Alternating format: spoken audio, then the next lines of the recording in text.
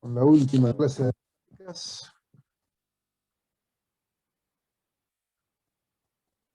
Como dijo profe, última clase. ¿Me escuchan? No, última clase de metálicas. Empezamos con maderas después, no es la última clase. No nos falta todavía para la última clase. ¿Me escuchan bien? Sí, sí, se escucha perfecto. Ah, bueno, perfecto.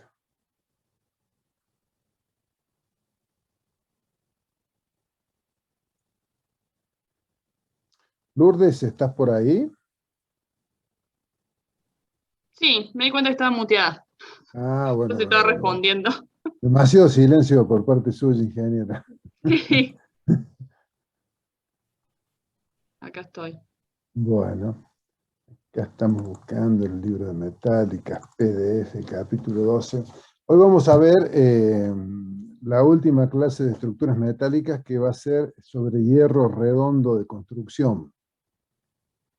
Y después vamos a hacer una pequeña introducción en madera y las otras dos clases teóricas o tres que quedan van a ser sobre madera. ¿Sí? ¿Estamos en horario ya o todavía está temprano? Ahora es 18:28. Faltan un par de minutos todavía. A ver si entran más alumnos. Vamos a esperar un poquito. Vamos a esperar un poquito. ¿Cómo están, chicos, con el tema de la materia? ¿Cómo están con las dudas? ¿Tienen consultas? ¿Van haciendo? ¿Van aprendiendo? ¿No? ¿A vos te hacen muchas consultas, Lourdes? ¿O poco o La nada? hacen por la V. Ahora iba a ¿No? entrar un ratito a chequear. A ver si hay alguna, pero ahí en la V tienen el foro No, de porque consultas. yo los invito a que me hagan consultas después de clase y no hay forma. No hay forma. Debe ser que No, pero en la expliquemos. V al menos hay unas consultas. ¿Hay consulta? Bueno, Sí. bueno. Sí, bueno, vamos a comenzar, son 18:30. Cuando hablamos de estructuras livianas de acero, abarcan un amplio grupo. Y nosotros puntualmente nos vamos a dedicar a las estructuras, como les decía hace un rato, de hierros redondos. Estructuras materializadas con secciones circulares macizas. ¿Sí? Lo que normalmente llamamos tinglados, galpones. Es más, ya poco a poco yo creo que lo vamos a dejar de ver porque es prácticamente similar al análisis que hacemos sobre las estructuras reticuladas normales, donde hay una sola diferencia que es cómo determinamos la resistencia de diseño de las barras circulares. No obstante eso, vamos a hacer algunos comentarios que son inherentes a este tipo de estructura. ¿Sí? Estas estructuras normalmente se pueden realizar con, como decía, cordones de secciones circulares macizas, ¿sí? O bien también puede ser cordones de hierro ángulo, perfiles T, etcétera. Pueden ser secciones armadas tipo rectangulares o cajón, triangulares, o pueden ser secciones planas. Y particularmente hay una tipología que no es muy conveniente utilizarla, que es la sección T, donde cada una de estas secciones tiene sus beneficios y sus contras. Particularmente, los mejores comportamientos desde el punto de vista mecánico o estructural son inversamente proporcionales al costo. O lo que es lo mismo, la sección rectangular, cajón, que es la que mejor se comporta estructuralmente, resulta la más cara. Y la sección T, esta que ustedes tienen aquí en un corte y tienen en esta vista, es la que tiene un comportamiento pobre, más pobre estructuralmente, pero resulta ser la más económica. A esta sección prácticamente no habría que utilizarlas por un problema estático o de diseño, mejor dicho, que hace que algunos componentes que son estos travesaños que encontramos vinculando los cordones superiores, por su posición y la forma de trabajo, resultan solicitados a flexión y corte, que es lo que nosotros tratamos de evitar en las estructuras reticuladas, es decir, que trabajen únicamente a esfuerzos axiles. Por ese motivo, en el uso rutinario de este elemento, que se utilizan secciones circulares no resulta conveniente y terminan siendo estructuras muy deformables, y no resisten cálculo. Lo que sucede es que se las construye directamente a ojo del que construye y punto. Pero ya vamos a ver en un ratito cuál es el problema que presentan ese tipo de vinculaciones. Como les decía, estas estructuras son estructuras reticuladas con distintas conformaciones seccionales y básicamente la gran diferencia está en que las vinculaciones entre los cordones, tanto con cordones circulares como de ángulo, son con barras de sección circular. Si estas vinculaciones en este caso fueran de ángulo, estaríamos en una barra reticulada, de hierro-ángulo trabajando flexión, o en una columna armada del grupo 4 si está trabajando a compresión o flexión compuesta. Otro tanto ocurre con esta tipología. También es factible hacer el análisis de estos elementos en donde estos cordones pueden ser tubos, ¿sí? Esta sección triangular de tubos es muy usada, al igual que esta sección cajón, pero más que nada la triangular, con secciones circulares o con tubos, especialmente en antenas, por el comportamiento que presentan para los esfuerzos axiles y para la flexión propia de una antena debido a la acción del viento y de los tensores, que son los que generan los principales esfuerzos de flexocompresión. Básicamente la cuestión con las secciones circulares macizas es su cálculo, es decir, es la determinación de la resistencia de diseño.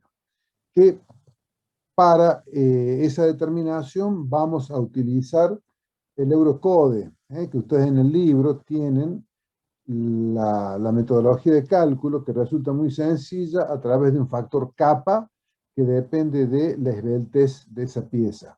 Es decir, vamos a utilizar la curva C, o la tabla que se corresponde con la curva C para determinar la tensión crítica de pandeo.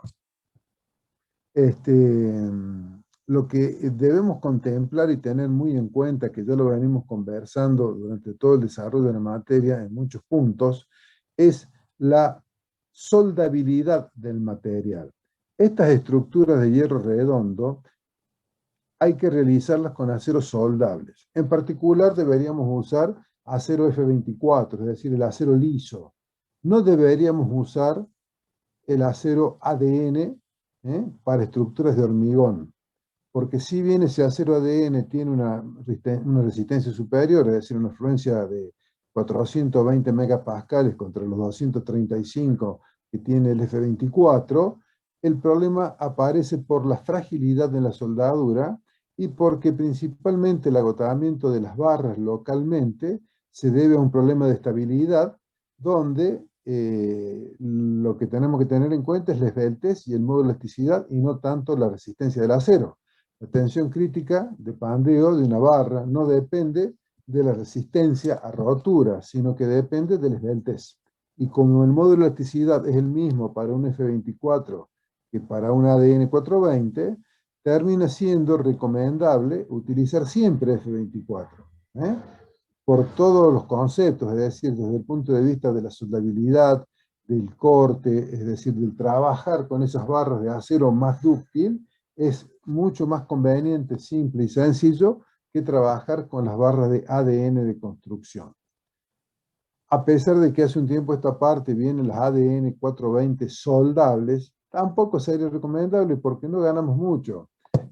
Insisto en que el problema es el trabajo a compresión y además la soldabilidad. ¿Está claro?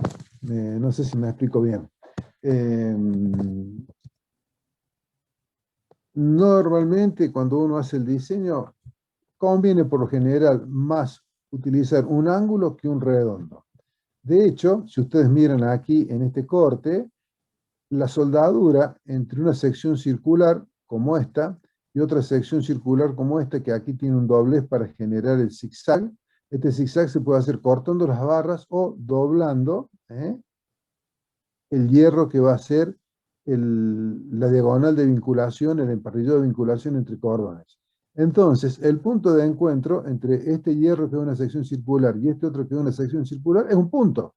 Es donde se cruzan las tangentes perpendiculares al dibujo y las tangentes paralelas a la directriz en el plano medio. Entonces, se rellena esa zona de encuentro con soldadura. Es mucho más simple soldar dos caras planas, una cara plana sobre otra cara plana. Se consigue una mejor vinculación.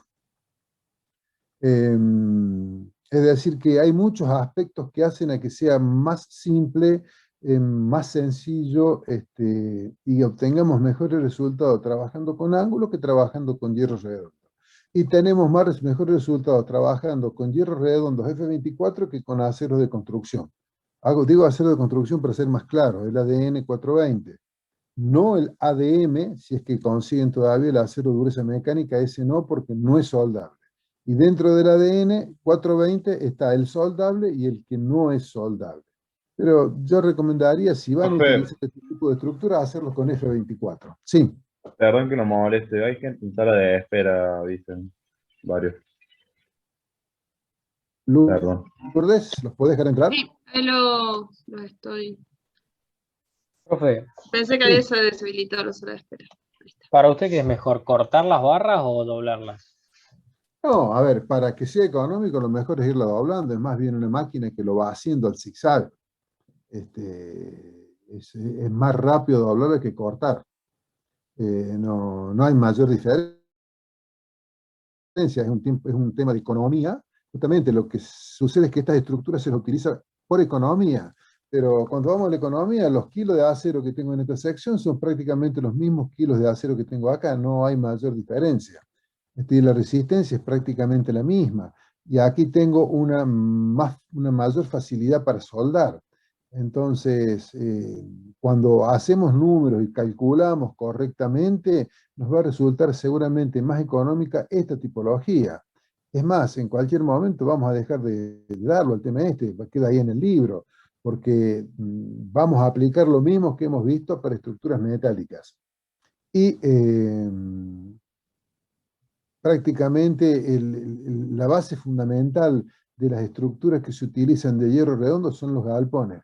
Cuando digo galpones me refiero a las construcciones que tienen, ya se las presento, déjenme que llegue, ¿dónde está? Aquí está. Las estructuras que son los famosos arcos, ¿sí? Estos arcos son estructuras que generalmente hacen los fabricantes de galpones con hierro redondo porque es una forma constructiva que va pasando de generación en generación y que resultan elementos muy livianos por su comportamiento como arco. El arco es aquel que tiene una curvatura tal que su geometría responde a la catenaria para que todos los esfuerzos sean de compresión. En la medida que nos apartamos de esa geometría van a empezar a aparecer esfuerzos de flexión. Pero esta estructura, nosotros para generarla y que siga siendo competitiva económicamente, la diferencia entre este elemento, que si ustedes se fijan, aquí tenemos un apoyo indesplazable y acá tenemos otro apoyo indesplazable. ¿Por qué? Porque si este fuera un apoyo desplazable, este elemento, que tiene la forma de un arco, la geometría de un arco, pero no se comportaría estructuralmente como un arco si este apoyo fuera desplazable y trabajaría solamente a flexión, es decir, que sería una viga curva. Este es un concepto muy importante y que si les toca el tema yo se lo voy a preguntar. Es un tema de estática. ¿Qué diferencia hay entre este elemento estructural curvo con dos apoyos fijos o bien con un apoyo fijo y un apoyo móvil? La diferencia es que si tiene dos apoyos fijos se comporta como un arco y trabaja fundamentalmente a compresión. Ahora, si aquí le ponemos un apoyo móvil, deja de ser un arco y pasa a ser una viga. Mantiene la geometría curva, mantiene la forma de un arco, pero no trabaja estructuralmente como arco. ¿Correcto? Los viejos puentes romanos que tienen un par de miles de años, que están en pie todavía, hecha con piedra, colocada una al lado de la otra, sin ningún tipo de armadura, ¿de qué constaban? De grandes soportes en los extremos, ¿sí? para absorber las fuerzas horizontales, impedir que ese arco se pueda abrir de forma tal que trabaja solamente a compresión. Esa es la gran virtud del parabólico, ¿sí?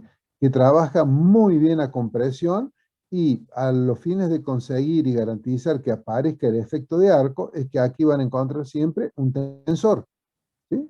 Acá viene el tensor, que es el que toma las dos componentes horizontales de las cargas gravitatorias para generar el trabajo a compresión predominantemente del arco.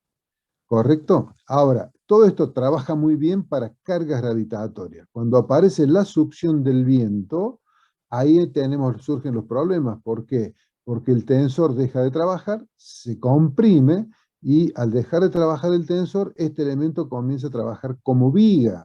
Entonces, habrá que tomar los recaudos necesarios con arrastramientos, etcétera, para ver qué pasa cuando se invierten los signos y aparecen las succiones.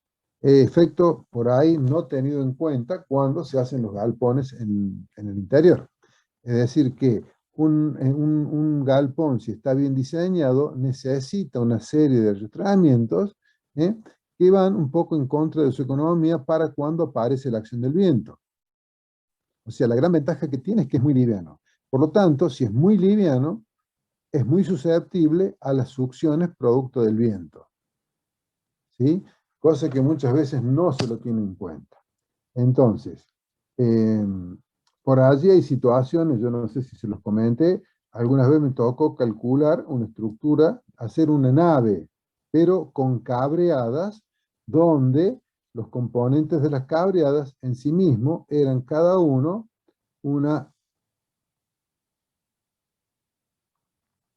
eran una sección de este tipo. Es decir, el cordón era una sección rectangular, montantes y diagonales eran secciones, perdón, no rectangular, eran secciones cajón, ¿sí? Armadas todas con cordones de hierro redondo y diagonales de hierro redondo, vinculando vertical y horizontalmente esos cordones. Eso fue a pedido del propietario, que como tenía la mano de obra y podía trabajar y estaba acostumbrado a trabajar perfectamente este tipo de elementos, a él le resultaba muy simple, muy sencillo, hasta por un tema incluso de acopio, le ocupaba menos lugar que los ángulos, según esta persona. Entonces no solamente hicimos una nave, hicimos dos naves y después le agregó dos naves más, naves que tenían 15 metros de ancho por 100 metros de largo. ¿Correcto? Pero no eran arcos, eran vigas reticuladas con este tipo de material, conformando cordones y elementos de emparrillado. O sea, funciona perfectamente, resiste todas las cargas si se la diseña como corresponde y se la verifica en consecuencia. ¿Está claro?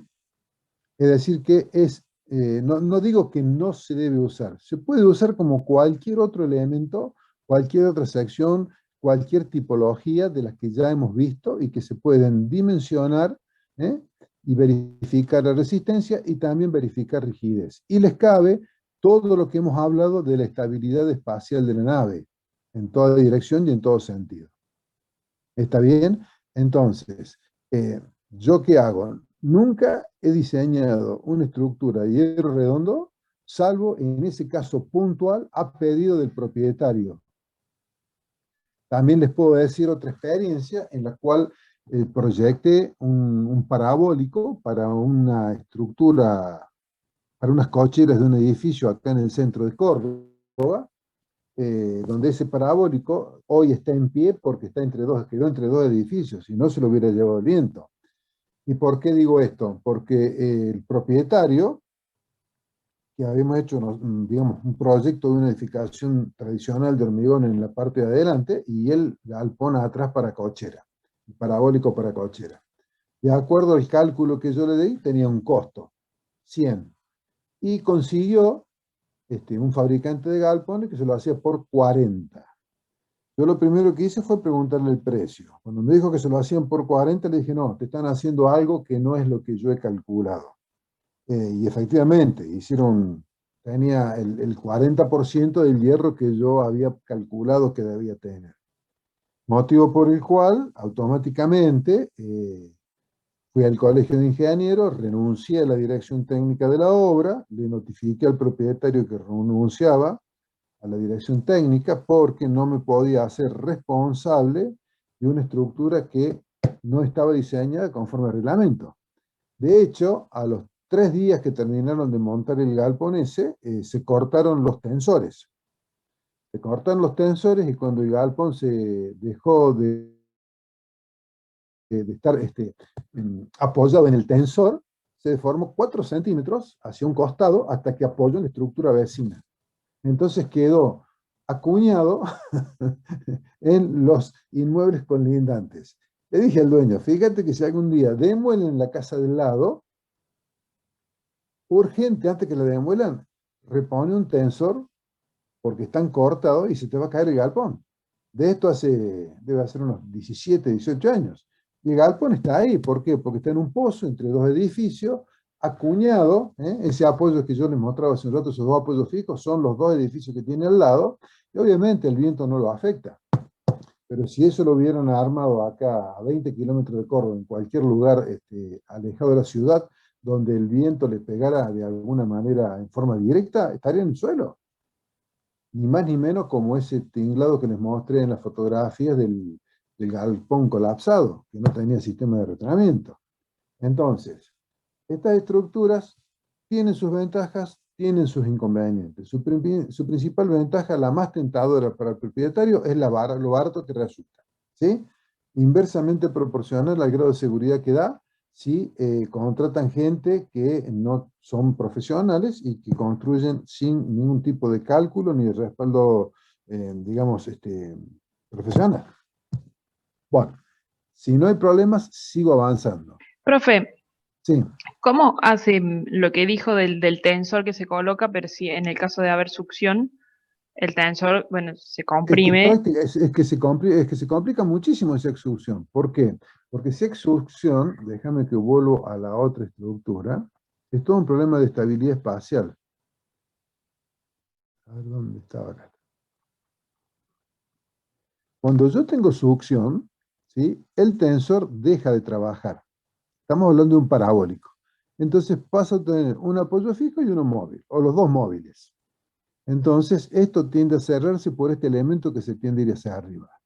¿Cuál sería la alternativa? Por ejemplo, colocar vigas de contraviento, ¿sí? Entre el tímpano o una correa intermedia y el borde, de forma de generar un plano rígido constituido por los arcos que estarían trabajando como un elemento comprimido, con esa sección curva, por lo tanto van a estar comprimidos y flexados, que serían los montantes de la viga, correas que tendrían que estar ubicadas en coincidencia con las cruces de San Andrés, entonces yo generaría un elemento rígido a este nivel, otro elemento rígido a este nivel y posiblemente vinculado. Entonces estoy generando 3 planos rígidos que tendrían que ver cómo los apoyo en los extremos para que en conjunto tengan la suficiente rigidez y resistencia cuando los esfuerzos vayan hacia arriba, porque ahí se terminó el comportamiento de arco. A mí me gusta hacer el ejemplo del arco de piedra, es decir, yo puedo hacer un arco de piedra de mampostería simplemente adosando un elemento al lado del otro. Armo el encofrado curvo, coloco todos los elementos simplemente, digamos, puestos uno al lado del otro, saco el encofrado y cuando estos elementos quieren bajar no pueden porque están todos trabajando con presión y están con estos contrafuertes acá en los bordes. ¿Correcto? Ahora, si yo le hago cualquier tipo de solicitación hacia arriba, se abren y no tienen forma de soportar. No sé si me explico. Es como si yo hiciera el efecto inverso. Si al arco lo armo hacia abajo, coloco todas las piedras o todos los ladrillos con esa forma y saco el encofrado y se caen. Directamente se caen, no tienen ninguna posibilidad. Es algo demasiado elemental lo que estoy explicando. Entonces, cuando aparecen las succiones, estos arcos tienen serios problemas por lo general. Y es muy común en el campo que cada vez que aparece un vientito más o menos fuerte y se lleve algunos galpones puestos.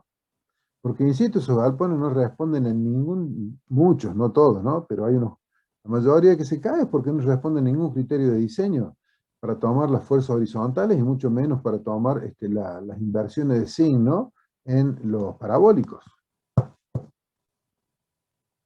No sé si me explico. O sea, insisto, el origen del uso de estos parabólicos es la economía, lo barato y lo simple que se resulta su construcción. Punto.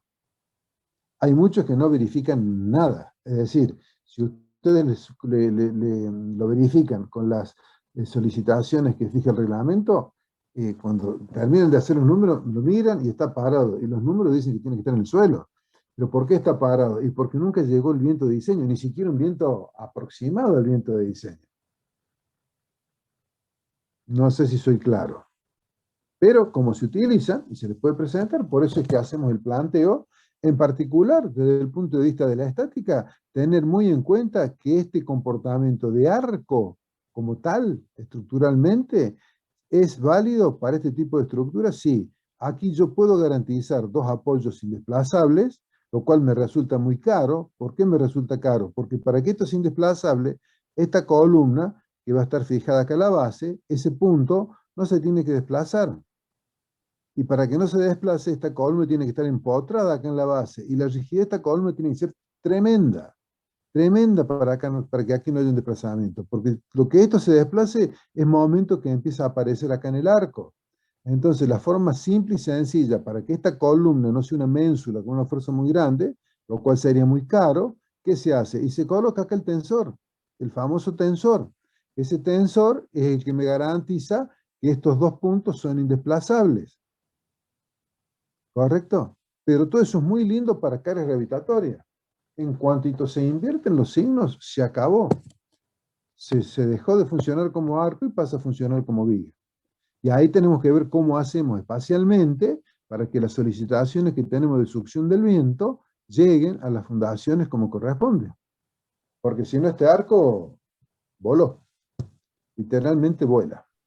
Pero, y profe, entonces en ese caso que, digamos, se dé la succión, al hacer toda la estructura nueva, digamos, ¿ya conviene cambiar de estructura? Por Al lo ángulo, general, por sí, ejemplo. por eso digo que yo nunca, creo que he hecho un solo parabólico, que fue esa vez, ese que tiene el tensor cortado, roto, y nunca más hice un parabólico. Es más, ese parabólico que se le cortó el tensor no fue el que yo diseñé, fue uno que le pusieron menos hierro todavía. ¿Sí?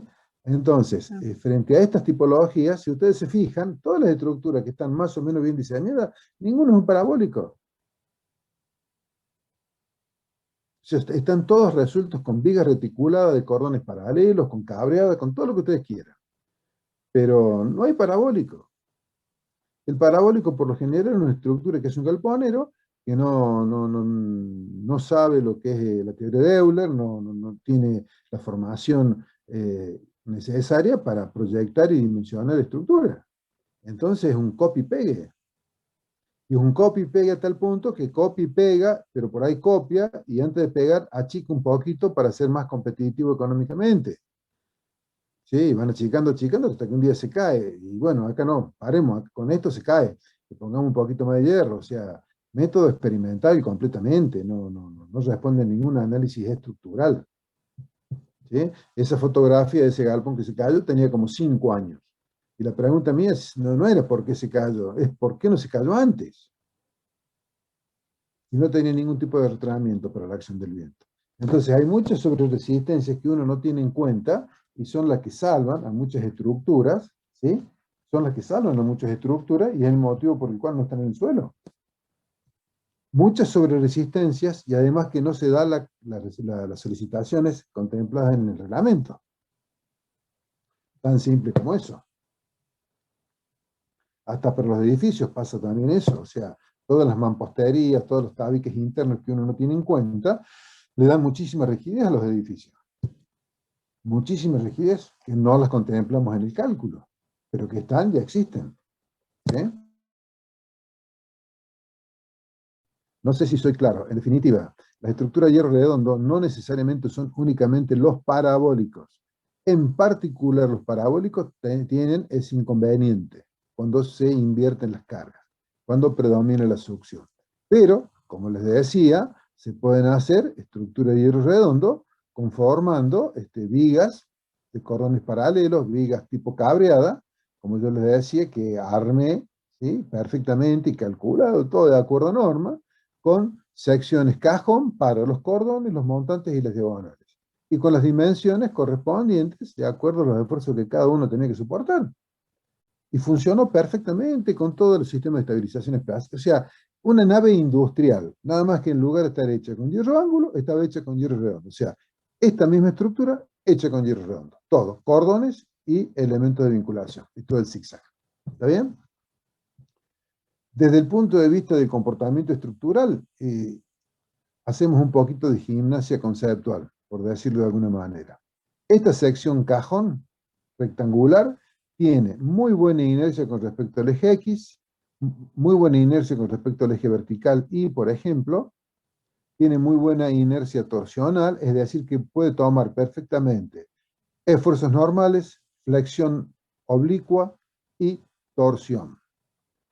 Esta sección triangular, ¿sí?, tiene buena inercia con respecto al eje X, no tan buena inercia con respecto al eje Y, hace que pueda tomar esfuerzos axiles, porque si tiene inercia en dos direcciones, tiene un radio de giro y puede tomar compresiones, puede tomar flexión con respecto a las direcciones, más con respecto alrededor del eje X que alrededor del eje Y, ¿sí?, y puede tomar algo de torsión. Esta sección T que tengo acá tiene una buena inercia, tiene una relativa inercia, comparativamente buena inercia con X y con respecto a Y. Con respecto a Y, este tipo de sección prácticamente no tiene inercia, porque con respecto a Y se comportaría como una columna armada del grupo 5, con el problema de la poca rigidez que tienen estos elementos de vinculación. Es decir, esta sección lo único que puede tomar es flexión con respecto a X, nada más. No puede tomar ni flexión con respecto a Y, no puede tomar torsión y no puede tomar compresión, porque no tiene rigidez para enfrentar el pandeo alrededor del eje Y. Pero esta es la más barata, esta es la que le sigue en costo y esta es la más cara. Entonces, de acuerdo al diseño que nosotros hagamos, bueno, iremos contemplando los requerimientos estructurales y los costos, e iremos adoptando por una tipología, por una forma seccional o por otra. ¿Está bien?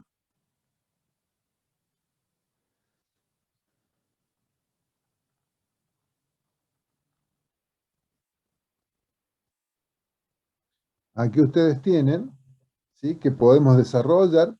Miren, si esto fuera todo hierro ángulo, no es ni más ni menos que una viga de hierro ángulo sección cajón. Aquí, como aparecen los elementos de vinculación de hierro redondo, es que entran en este capítulo. Aquí tenemos la sección reticulada, completa la sección cajón, toda armada con hierro redondo. Estas estructuras funcionan perfectamente bien, no tienen ningún tipo de inconveniente, y las podemos utilizar tanto como vigas como columnas. La sección triangular es similar a la anterior, donde disminuye la rigidez o el momento de inercia con respecto al eje Y. ¿Por qué? Porque acá tengo dos cordones bien separados, y acá tengo un solo cordón en la parte inferior que está sobre el eje. Es decir, que la inercia la tengo únicamente a partir de estos dos cordones.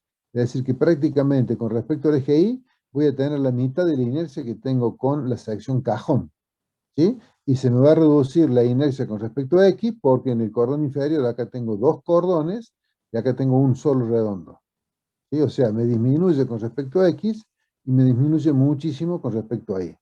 La misma consideración pasa con los cordones de hierro ángulo. ¿Está bien? La sección T, si ustedes se fijan, con respecto al eje X, aparentaría, en teoría, de tener la misma inercia que la sección triangular, lo cual no es cierto, porque la vinculación, la rigidez en la vinculación entre cordones superiores y cordones inferiores es muy distinta a tener dos planos reticulados, dos planos de celosía, a tener un solo plano de celosía y con una interfase con este travesaño que está trabajando flexión. ¿Está bien? Más adelante está la explicación, pero yo se los voy a dar ahora, la explicación por qué ese travesaño trabaja flexión. Miren, si me vengo a este esquemita, obviamente las diagonales que tenemos, una diagonal va a estar comprimida y la otra diagonal va a estar traccionada. Es decir, que ese nudo concurren dos fuerzas. Esas dos fuerzas las puedo proyectar en plano horizontal y plano vertical. En el plano vertical, ¿sí?, la tracción con la compresión se restan las componentes verticales. y las componentes horizontales se suman. Entonces aquí yo voy a tener una componente horizontal, ¿sí?, en este plano, y va a solicitar a este elemento que está apoyado en esos dos cordones a flexión, y va a tender a deformarse de esta manera. Entonces, si yo tengo una sección que está solicitada a flexión, ya estudiaron en resistencia de materiales que la peor sección para trabajar a flexión es el rombo, y la que le sigue es la sección circular. Entonces, si tengo una flexión, no debería utilizar acá un hierro redondo, porque tendría que poner una sección rectangular. Una planchuela se va a comportar muchísimo mejor que un hierro redondo, y va a tener fundamentalmente mucha más rigidez, y le va a dar mayor rigidez a este elemento. Si yo acá pongo un hierro redondo, que generalmente es la misma sección del cordón, esto va a ser muy deformable, muy, muy deformable. Si pongo hierro redondo, va a resultar unos hierros redondos mucho más grandes que los hierros redondos de los cordones, ¿sí? Lo cual me complica un poco en el diseño, en la construcción. Entonces, es mucho más fácil y permite una mejor soldadura, forma de soldar, es colocar planchuelas, ¿sí? ¿Por qué? Porque la planchuela va a estar solicitada, si yo la planchuela la pongo acostada, ¿sí?, en el plano que contiene al eje, o que hace trabajar a la planchuela alrededor del eje de mayor inercia, ¿eh? La planchuela que iría acostada. Ese detalle va a estar más adelante, ustedes lo van a encontrar en el libro. Pero el principal problema que tiene esta tipología es que estos travesaños que hacen la interfase entre el zigzag, ¿eh?, del cordón inferior con los superiores, resulta trabajando a flexión.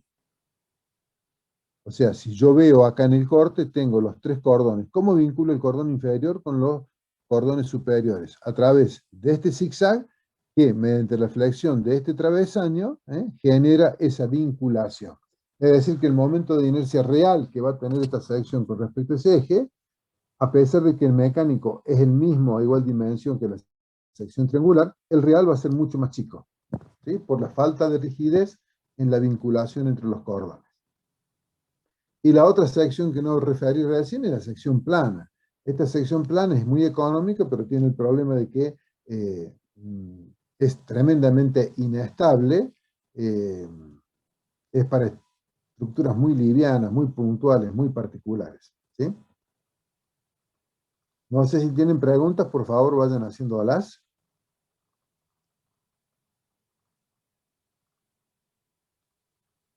Bueno, acá están, bueno, habíamos conversado de las tres tipologías, la cajón, la triangular y la T, y bueno, y acá tenemos las secciones planas, que en vista son todas iguales, ¿correcto? Pasa por el comportamiento que van a tener los cordones. Estas secciones planas son prácticamente imposibles de usar cuando hay succión, no son recomendables en absoluto, salvo que aquí coloquemos los correspondientes ariostramientos para las inversiones de signo. Esta, por ejemplo, no la he visto nunca. Esta es muy común, pero esta no la he visto nunca. Bueno, aquí van a encontrar ustedes en el libro todas las fórmulas que son demasiado complejas y digamos, están hechas para la gente que no domina la resistencia de materiales. Pero nosotros deberíamos saber que en estos tipos constructivos, si los cuatro cordones son iguales, el momento de inercia es el área de este cordón por esta distancia al cuadrado por 4. Ese es el momento de inercia de la sección. Y el radio de giro, por definición, el radio de giro es la distancia en la cual se encuentra concentrada la masa de forma tal que esa masa por esa distancia al cuadrado nos da el momento de inercia. Es decir, que el radio de giro, sin hacer ningún número, yo ya sé que es, con respecto al eje X, la distancia a la cual se encuentran los cordones del eje X. Y con respecto al eje Y, es la distancia a la cual se encuentran los cordones con respecto al eje Y. Esos son los radios de giro. Así de simple y de sencillo, si los cuatro cordones son iguales. Acá está planteado para el caso general que haya diferencias en el tamaño de los cordones, lo cual no suele suceder en las construcciones por una cuestión de cuidados constructivos. Bueno, hay una serie de requerimientos, yo no me voy a poner a leer todo esto. Quiero llegar a los distintos tipos de elementos con los cuales ustedes pueden trabajar, ¿sí? Básicamente en el corte transversal de la nave, donde la geometría es el arco, podemos tener el arco biarticulado con tensor, que es lo que estamos diciendo que es el arco propiamente dicho, ¿sí? Tenemos el arco con una articulación aquí, ¿sí? Con el tensor obviamente, y acá tenemos el pórtico con dintel curvo, ¿sí? O sea, acá se hace el hincapié, el efecto de arco y arco, es decir, que estos elementos están trabajando fundamentalmente a compresión.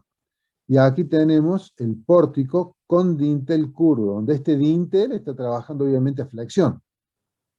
¿Sí? ¿Por qué? Porque estas columnas no son lo suficientemente rígidas. Entonces, el esfuerzo de flexión que va a tomar va a depender de la rigidez flexional de este elemento, ¿sí? Cometeríamos un error muy grande en la determinación de los esfuerzos de este pórtico si no tenemos en cuenta la deformabilidad de estas columnas. O sea que es fundamental la rigidez. Esto hay que calcularlo con un programa para que evalúe en una forma rápida y sencilla el esfuerzo de flexión que va a aparecer en el dintel en función de la rigidez flexional de esas columnas. Bueno, cálculo del arco, voy a pasar así, a ver si llego al punto que a mí me interesa. Estos requerimientos constructivos.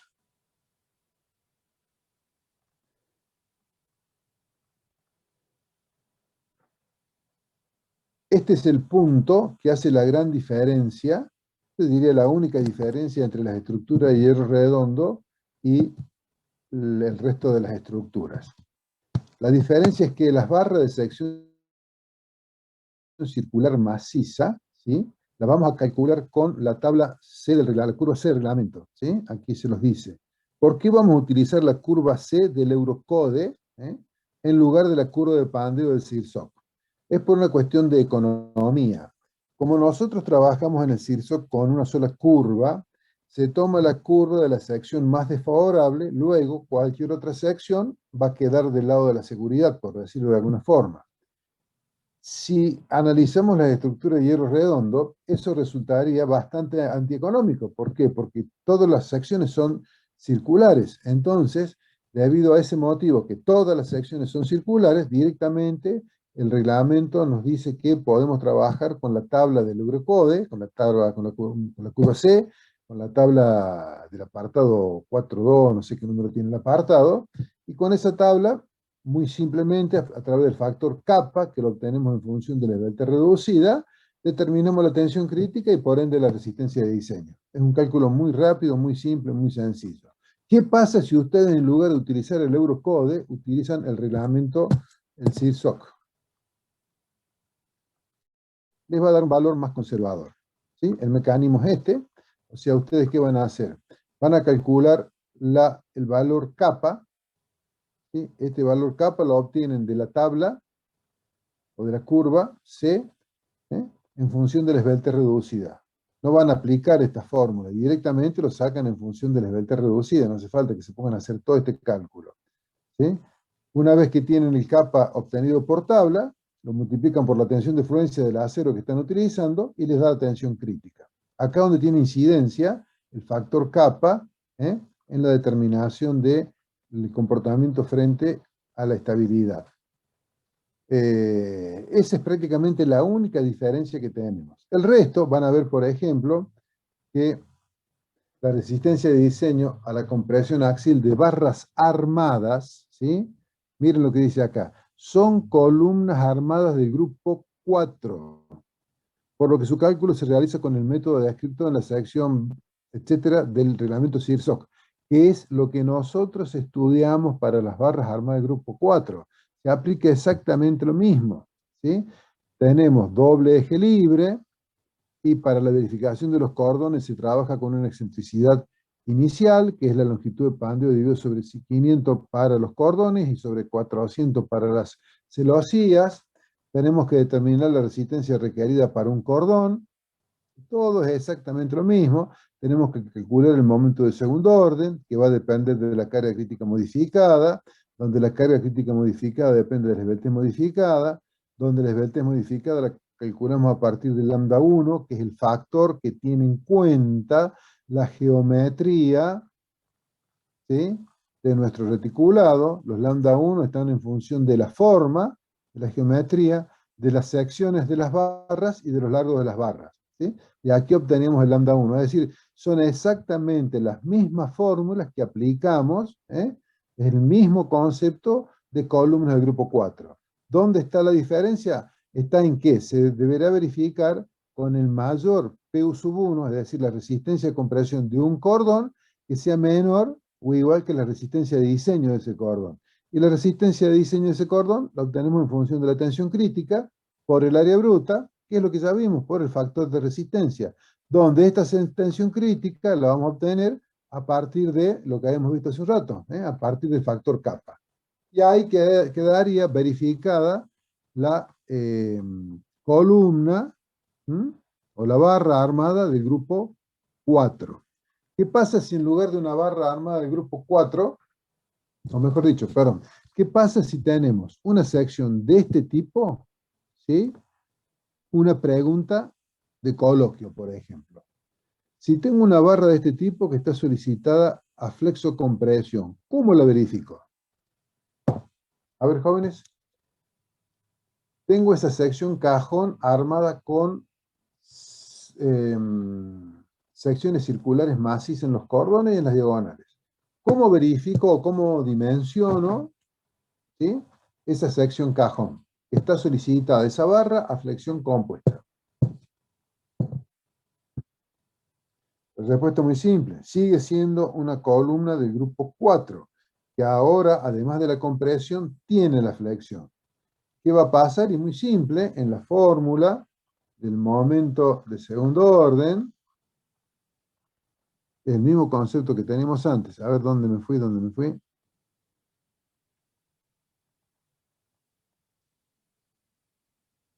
Uy, perdón que lo pase así rápido. En esta formulita del momento de segundo orden, acá le tenemos que sumar el momento que solicita a la columna, es decir, sumamos el momento debido a la excentricidad más el momento requerido, el momento último. Esa suma dividida por el factor de amplificación nos da el momento de segundo orden.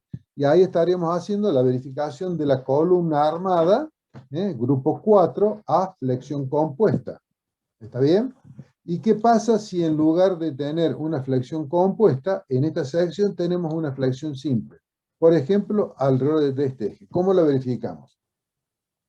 Y la verificación es muy simple, es un reticulado. Es decir, el momento dividido el grosor de palanca nos va a dar el esfuerzo en los cordones, ¿sí? Tracción, por ejemplo, en el inferior, compresión en el superior. ¿Y qué vamos a hacer? Y vamos a verificar localmente con ese esfuerzo de compresión, que es el momento dividido el grosor de palanca y dividido 2, porque son 2 cordones, con ese esfuerzo de compresión verificaremos localmente este cordón, como vimos hace un ratito. Longitud de pandeo, la separación entre pasos diagonales, obtenemos cuánto vale la esbeltez reducida, vamos a la tabla, obtenemos cuánto vale el kappa, por la tensión de fluencia y por el área bruta y por el factor de resistencia nos da la resistencia de diseño, que deberá ser menor que ese esfuerzo requerido para ese cordón. Otro tanto con las diagonales, hay que determinar el esfuerzo de las diagonales y determinar la resistencia de diseño de esa diagonal compuesta por un tubo circular, macizo, de acuerdo a la tabla C del Eurocode. Bueno, no hay mucho más para decir de esto. Van a encontrar muchísimas fórmulas, pero no quiero que se me pierdan con tantas fórmulas porque son exactamente las mismas que hemos estado viendo en el desarrollo de toda la materia. Por ejemplo, si yo sigo avanzando, ¿qué voy a tener? Donde vi recién que tenemos elementos solicitados a flexión simple. Bueno, ¿qué tengo que verificar? Pandeo local de las barras de cordón comprimido, fuerza de los cordones, fluencia en los cordones traccionados, pandeo lateral torsional, que es todo lo que ya hemos visto, ¿sí? Estado límite, pandeo local de barra comprimida, es lo que ya hemos estudiado, o sea, son todos elementos que ya hemos visto donde por ahí cambian un poquito la presentación de las expresiones, es decir, cómo calculamos la resistencia de diseño, etcétera, etcétera, para las diagonales, pero es lo mismo, calcular la tensión crítica para una barra de sección circular que tiene una cierta longitud. ¿Está bien? Bien. ¿Tenemos preguntas con respecto a este tema? Profe, a mí solo me quedó una duda, porque me perdí en un momento. ¿Por qué usaba la curva C del Eurocode? Si puede repetir eso que dijo. Sí. Un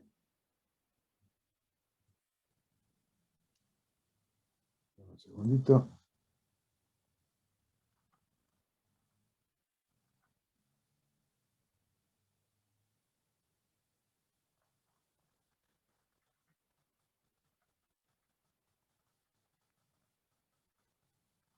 Disculpen que tenga que pasar así, que resulta odioso. Cuando uno está mirando y otro maneja el cursor se complica, pero ¿dónde tengo las curvas de pandeo? Bueno.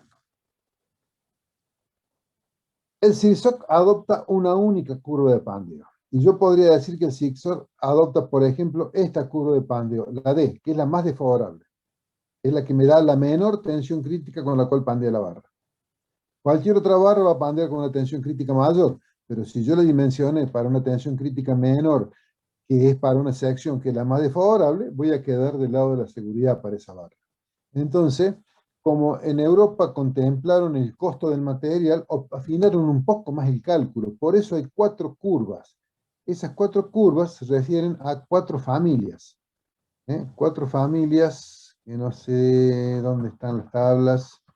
Ya me perdí. Bueno, acá están las tablas. O sea, cada curva responde a un tipo de familias. Perfiles doble T laminados, acá nos dice a qué curvas vamos, los armados, los tubos, los cajones armados y las secciones simples. Particularmente las secciones C, que es la que el reglamento CIRSOC nos dice y nos recomienda, es que utilicemos la curva C. ¿Por qué? Porque vamos a estar en una curva, si ustedes se fijan, la curva C es esta. Si yo supongo que esta es la que adoptó el CIRSOC, la más desfavorable, y yo tengo un esbelte que está por acá. Digamos, un esbelte reducida 1, si vengo con la curva del CIRSOC, me daría una tensión crítica. Ahora, si voy a la curva C, me va a dar una tensión crítica mayor, es decir, voy a tener como que la barra tiene una mayor capacidad, pandea para una tensión más alta. ¿Me explico? Entonces, si yo utilizo esta curva, me quedo con una sección que va a ser mayor que la sección que obtendría con la curva C.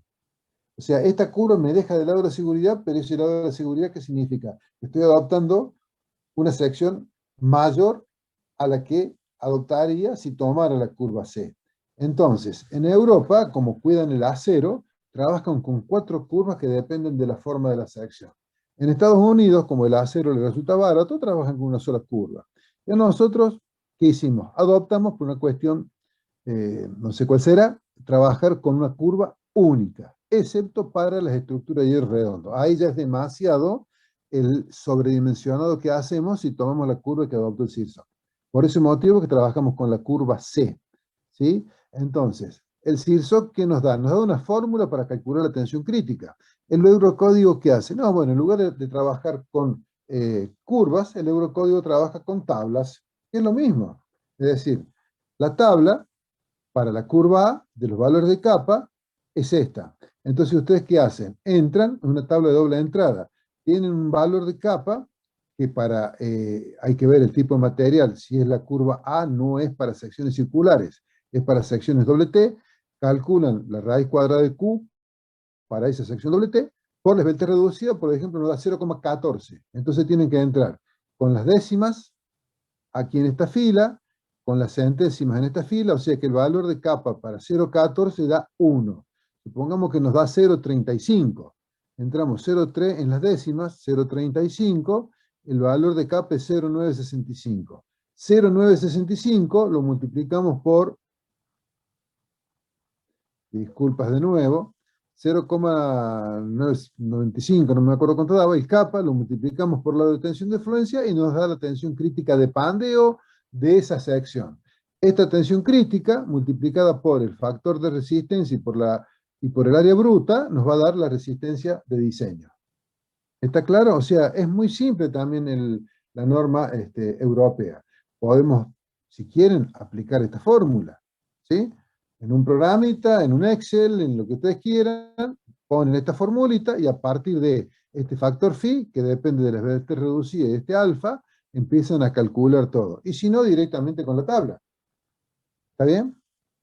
Estos valores de alfa son los que están acá. Pero no quiero entrar mucho en esto. Simplemente tengamos en cuenta o en claro que por una cuestión de costos afinamos el cálculo y en lugar de trabajar con la curva del zigzag que está por acá abajo, trabajamos con el eurocódigo que está un poco más arriba y que nos da tensiones críticas de pandeo de la barra que son un poquito más altas, lo cual es redunda en una sección menor que lo que nos daría si utilizáramos la curva del zigzag. No sé si fui claro. A la alumna que preguntaba recién. Sí, profe, sí, entendí, perfecto, Bueno, gracias. ese es el motivo, ¿está bien?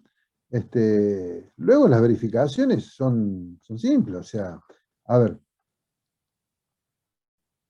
La delta reducida la calculamos igual que la calculábamos antes.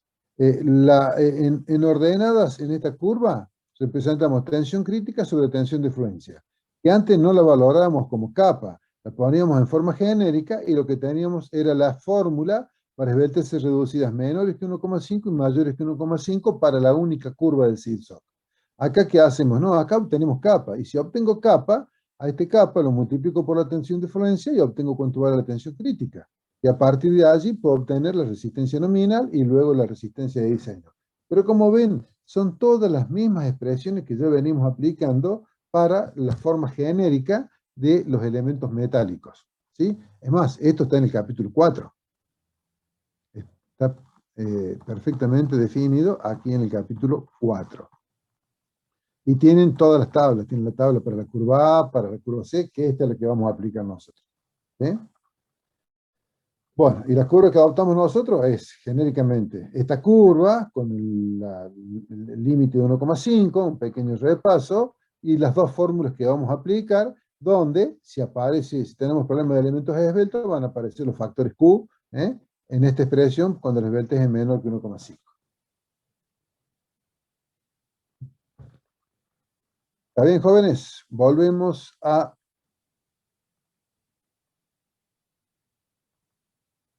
No, tengo madera. Volvemos al capítulo que estábamos viendo, el capítulo 12. ¿Sí? A ver, me interesa que ustedes puedan aprender a manejar los conceptos para entender cómo funcionan las estructuras, para entender cuál es el comportamiento frente a los distintos tipos de esfuerzos. Por allí me preocupa que, por ejemplo, en un coloquio les pregunto si tengo una estructura o una sección de este tipo que está solicitada flexión compuesta y les pregunto a qué capítulo de la norma van, a qué capítulo del libro, cómo hacen para verificar esta barra flexión compuesta, y hay más de uno que no sabe de lo que estamos hablando. O sea, no sabe cómo empezar. Entonces, lo primero que debo decir para que organicen su mente es que nosotros tenemos barras traccionadas, barras comprimidas, barras flexadas y barras solicitadas a flexo axil. Simplificando, dejo el corte y dejo la torsión. O sea, tengo esfuerzos axiles, esfuerzos de flexión y esfuerzos combinados flexo-axiles. Por un lado. Por otro lado tengo las secciones. Secciones simples y secciones armadas. Dentro de las secciones armadas tenemos las secciones armadas que en sí mismas son una sección simple, como por ejemplo armar con placas una sección doble T, una sección cajón, etc. Y tengo las secciones armadas a piezas distanciadas, que ahí entraríamos en los elementos, digamos, reticulados o aporticados. Y dependiendo del tipo de esfuerzos, entraremos en el capítulo de compresión, entraremos en el capítulo de flexión, o entraremos en el capítulo 8, de flexión compuesta. Luego, para determinar la resistencia de diseño, iremos a cada capítulo que corresponde. Entonces, si vuelvo a hacer la pregunta, si tengo esta barra, esta sección cajón rectangular, solicitada flexión compuesta, ¿qué tengo que hacer? Flexión compuesta, perfecto. Tipo de elemento, un elemento reticulado. Bien. ¿A dónde lo voy a verificar? A ver, vamos por el tipo de sección. Sección reticulada, voy al capítulo, como está solicitada flexión compuesta, voy al capítulo 4. Barras armadas, si los elementos de vinculación son emparrillados, grupo 4 solicitados a flexión compuesta. Ahí voy a hacer la verificación. ¿Está bien? Si esta misma barra está solicitada únicamente a flexión simple, no hay esfuerzo axial, ¿qué es? La geometría, la morfología es la misma, no cambia con respecto al caso anterior. Cambió la solicitación. En lugar de flexión compuesta, ahora tengo flexión simple. ¿Qué hago? Y muy simple, voy al capítulo de viga reticulada. Y ahí voy a obtener, y voy a tener todos los elementos conceptuales para saber que lo que tengo que hacer es verificar los cordones a compresión simple, capítulo 4, los cordones inferiores a tracción, capítulo 3, y el elemento de su conjunto a pandeo lateral torsional, capítulo de flexión, el 7. Entonces, tenemos que tener en claro cómo se va relacionando la forma, el diseño de la sección, los esfuerzos que le están solicitando, y a partir de allí ver a dónde voy a hacer la verificación. A veces termina siendo eso lo más difícil, ¿sí? Y la cosa es lo más compleja cuando yo tengo ahora, ¿qué hago? Tengo un elemento estructural. Lo voy a venir. Para que no se me distraiga. Imaginemos, tengo un elemento estructural que está solicitado a flexión, ¿sí? ¿Qué tipo de sección voy a adoptar? ¿Cuáles son las alternativas? Y las alternativas son varias, arrancando por una flexión simple laminada, continuando por una sección simple armada, ¿sí? Continuando por una sección reticulada plana, y sigo por una sección reticulada cajón. Es decir, que he pasado básicamente por las 4 tipologías tipo, ¿sí? Secciones simples, laminadas, secciones simples armadas, secciones reticuladas planas, como esta, y secciones reticuladas cajón.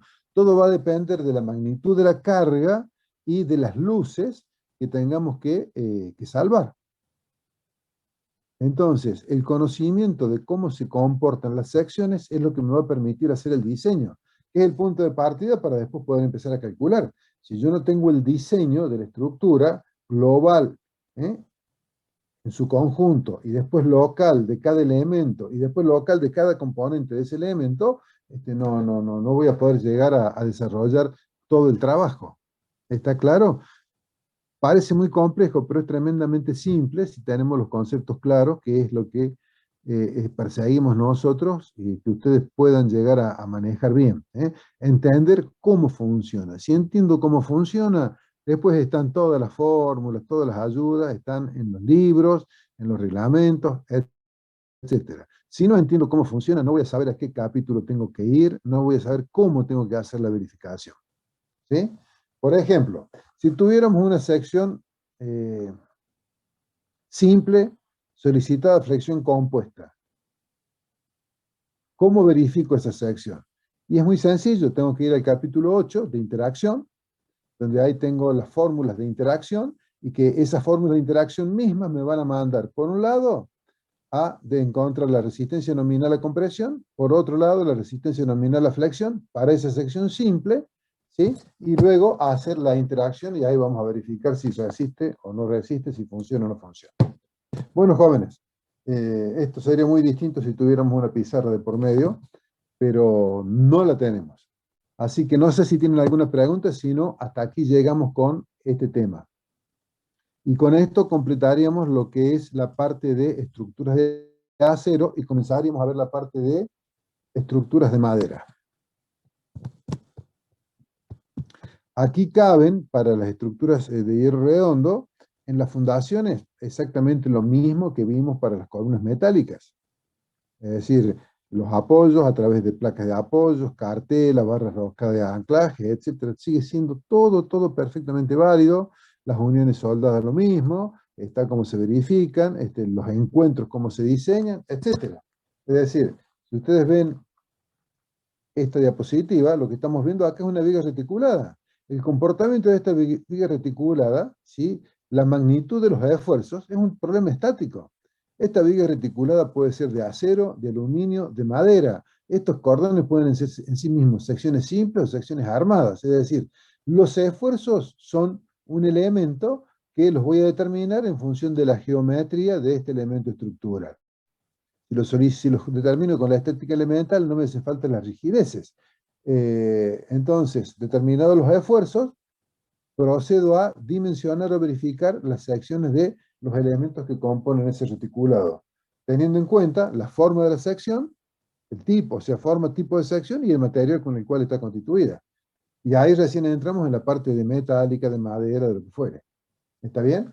Entonces, pero es importante que, por ahí me desespera ver que hay alumnos que no tienen en claro algo tan elemental como que los esfuerzos en este reticulado dependen de la geometría y no dependen del material del reticulado.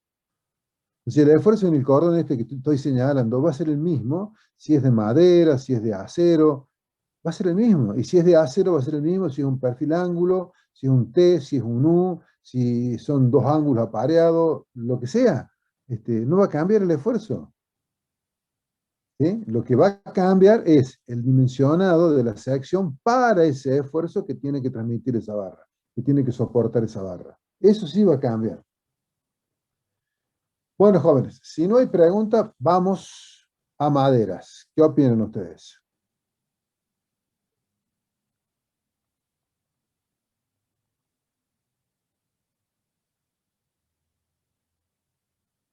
¿No hay ninguna opinión? ¿Me están escuchando? Por lo menos no me dejen solo, por favor. Sí, profe, se escucha. Ah, no vaya a ser que se me haya cortado en internet y estoy hablando solito acá. No, no. Bueno, chicos, estructuras de madera. ¿Qué les puedo decir de las estructuras de madera? Sinceramente son bárbaras. Si uno toma unos mínimos recaudos, permiten soluciones arquitectónicas muy buenas desde todo punto de vista. Desde el punto de vista funcional, desde el punto de vista arquitectónico, digamos, desde lo estético, desde lo funcional me refiero a las aislaciones térmicas y acústicas. La verdad que tienen muchísimas bondades. ¿Cuáles son los problemas que suelen presentar? Y el problema principal es el ataque de los elementos del medio ambiente, fundamentalmente la humedad y la radiación solar. En esta estructura, ustedes miren, son elementos de madera, bastante robustos. Ahí tienen una retroexcavadora, como para que se den una idea, de que estas columnas más o menos tienen 1 metro por 1 metro de sección. Fíjense en las uniones abulonadas que tenemos entre la columna, y ahí abajo está la vinculación mediante un elemento metálico. Esto parece ser un cajón de perfiles U, con las alas hacia afuera, donde ese perfil U seguramente hay soldadas chapas de acero en la cual se enhebra esta columna y luego se vincula con todos esos bulones, esos pasadores. Lo mismo pasa acá en los nudos, donde vinculamos esta columna con esta barra, con esta otra, o sea, fíjense en cómo se van resolviendo la estructura. Acá tenemos realmente una belleza lo que se consigue mediante la madera. Ya vamos a ver los distintos tipos de madera. Simplemente por ahora lo que vamos a hacer es una presentación de las cosas que se pueden hacer con maderas. Donde estas maderas están en parte encoladas para poder generar este tipo de secciones y luego las uniones, muchas veces se recurre a una interfase con bulones y chapas que quedan perdidas acá adentro o bien con entalladuras, ¿sí? Se enhebra una madera en la otra y se vincula mediante barras roscadas o pasadores. Aquí una de las principales ventajas que tiene la madera. Me ha tocado ver muchísimos problemas en estructuras metálicas y también en estructuras de hormigón en los natatorios. ¿Qué hay en los natatorios de particular? Los químicos de mantenimiento del agua, el cloro. El cloro produce vapores, esos vapores atacan al acero de una forma tremenda. Entonces, ¿qué conseguimos? Con la madera, primero, es inerte a la acción del cloro. Segundo, tiene una muy buena aislación térmica. Tercero, da una muy buena sensación de confort y calidez al ambiente. Y podemos salvar grandes luces. Ya vamos a ver las luces que podemos salvar. Como ejemplo de lo que pasa con las estructuras metálicas, no sé si ustedes están al tanto que el Jockey Club había techado la pileta que tiene y en la cubierta metálica que se hizo colapsó por la corrosión del cloro. ¿Sí? Eso no hubiese pasado si la cubierta hubiera sido de madera. Esta foto no se ve muy bien, esta tampoco. ¿Qué pasa? Bueno, acá tenemos, voy a hacer un comentario, de todas formas. No solamente se pueden trabajar con estructuras de madera maciza. Fíjense ustedes acá las dimensiones donde se arma un reticulado de madera. El cordón no se alcanza a apreciar, pero es como si fuera un cordón doble. Y luego tenemos el cordón inferior traccionado, diagonales y montantes, generando una viga Pratt. Y fíjense, cuando llega el apoyo, sube la diagonal y el cordón inferior se corta. Llega solamente la diagonal transmitiendo el corte. Acá tenemos una cancha de básquet también con estas vigas. Y fíjense las ventajas que tiene la madera. Esta tecnología de madera, que ya la vamos a estudiar, que es la madera laminada, nos permite hacer secciones variables. Acá tenemos una altura y aquí tenemos una altura mucho mayor. Además, secciones que van variando la inercia, de altura variable, y también pueden ser de ancho variable. ¿Sí? Con lo cual obtenemos estructuras, esta luz debe ser por lo menos de 20 metros. Con la particularidad que en el apoyo que siempre tenemos una interfase metálica por los problemas de la agresión de la humedad para esta tipología de maderas. Aquí tenemos otra, sobre una cancha, que se utiliza básquet, fútbol, etcétera, donde tenemos vigas que tienen una mínima curvatura, y en la parte superior, si ustedes se observan, verán que tiene la pendiente para el escurrimiento del agua, y las cruces de San Andrés para generar la estabilización. ¿Sí? Están en todos los vanos, están las cruces de San Andrés. Hay una que está acá al medio y seguramente habrá un par en los extremos. O sea, todas las vigas principales son de madera, las correas son de madera y los tensores son de acero.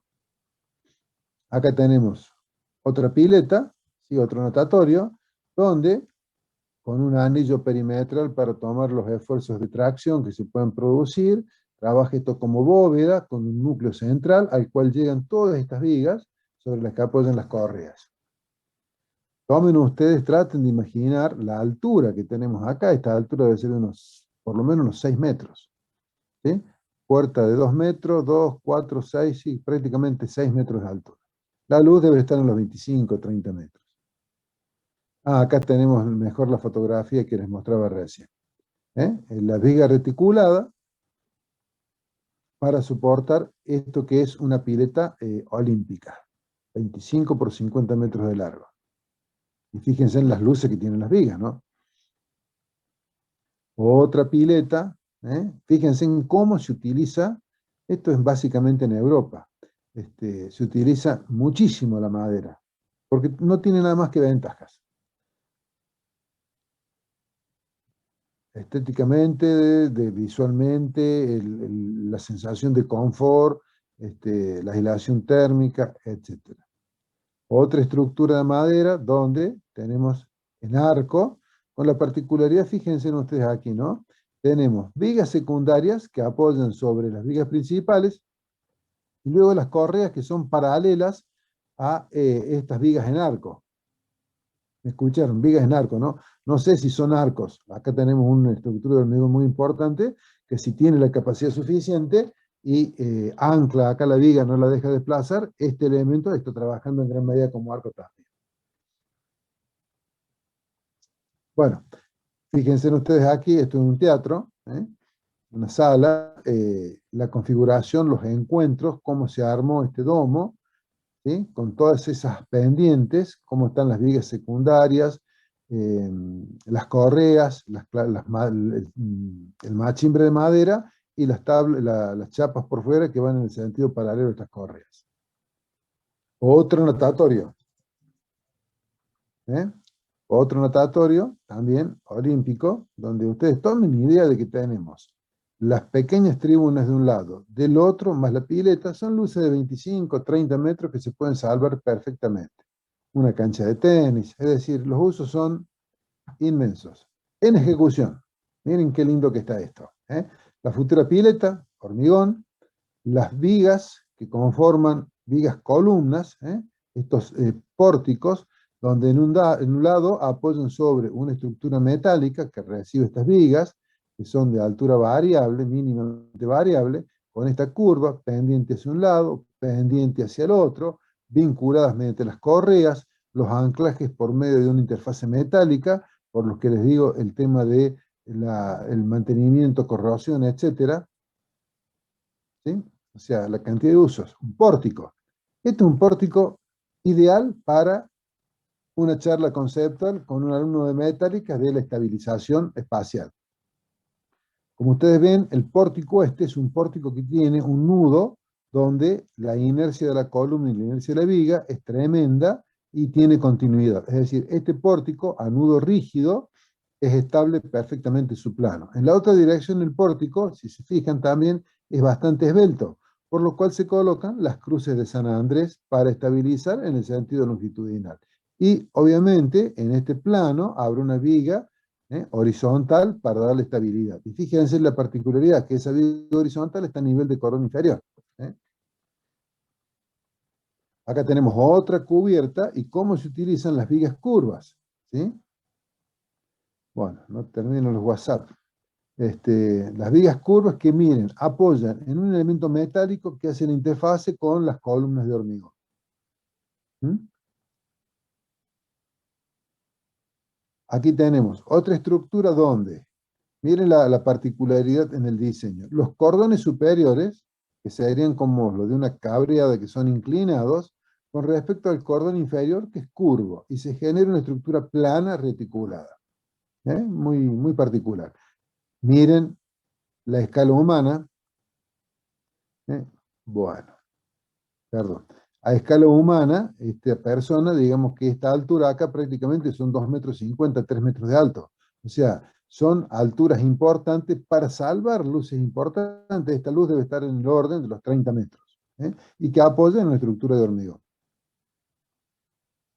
Acá tenemos un pórtico de 3 articulaciones, o sea, la columna arranca en una articulación, va aumentando la inercia hasta el nudo del pórtico, un nudo rígido, y luego la inercia va disminuyendo hasta la articulación en la mitad de la nave. ¿Sí? Un pórtico estable en su plano, pórtico de 3 articulaciones. En la otra dirección, las cruces de San Andrés para estabilizar la nave en el sentido longitudinal. Otra tipología, ¿sí? De alma llena, con el cordón inferior variable y el cordón superior recto, con las pendientes para dar escurrimiento a las aguas.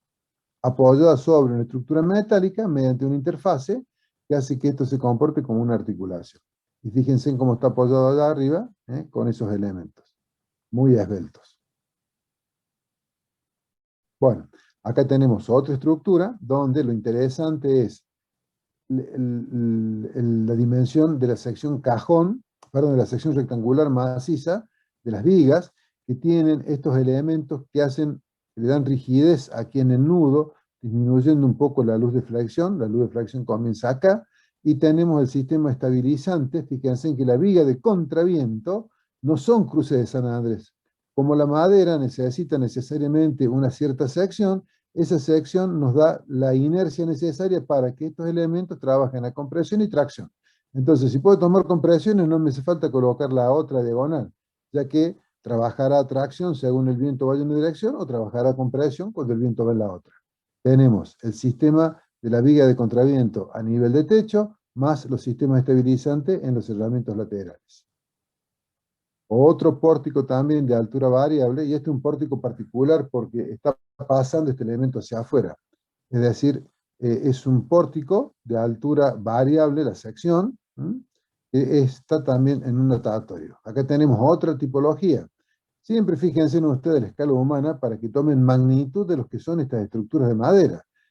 Fíjense en que en el arranque la estructura de madera pasa hacia afuera Y tenemos parte hasta este punto que es una viga reticulada. Y a partir de aquí es un elemento que está trabajando como una viga, que será más un arco que una viga, dependiendo de los anclajes que tengamos acá en los extremos. Acá tenemos un puente que aparentemente está en construcción, lo van lanzando este puente, lo van proyectando, donde obviamente las cargas que predominan son las gravitatorias. Entonces tenemos el cordón inferior de esta viga, que es una sección cajón, el cordón inferior, el cordón superior, los montantes y las diagonales, que son tensores de acero, para darle una mayor transparencia a esa estructura. Aquí tenemos, esto es en un parque, bueno, es más que nada las cosas que se pueden hacer en madera resultan ilimitadas, limitadas simplemente por la capacidad de la persona que las está diseñando. Acá tenemos una nave industrial, ¿sí? Esta nave industrial tenemos las columnas, que son columnas de madera armada, seguramente estas son tipo cajón, no creo que sean macizas, ¿sí? A estas columnas pasa la viga, fíjense que pasa, digamos, el ala de un lado y el ala del otro lado son pasantes, y la viga queda al medio, ahí se hace la vinculación. Estas columnas se vinculan mediante esta interfase metálica a la fundación de hormigón. Este despeje siempre está, ¿por qué? Porque la madera es susceptible, cuando aquí se hace la limpieza, etcétera, se puede humedecer. Entonces el gran peligro de este tipo de elementos es la humedad y el sol. Tenemos estos elementos en el sentido longitudinal que no generan ni más ni menos, acá está faltando, ¿sí? Son elementos que van arriostrando en el sentido longitudinal, estabilizando la nave en ese sentido longitudinal. En el sentido transversal tenemos un pórtico de 2 o más vanos con nudos rígidos, ¿correcto? Pero es todo madera. Estas luces, para que ustedes se den una idea, están en el orden de los 20 metros. Y en esta dirección deben estar prácticamente los 6, 7 metros de largo. Acá tenemos otra tipología. Miren, tenemos la columna armada en sí misma, ¿sí? Son 2 cordones vinculados mediante piezas distanciadas. Estos 2 cordones. Al llegar separados, acá se genera un nudo lo suficientemente rígido, y miren qué esbelta que parece la viga que está vinculando el pórtico.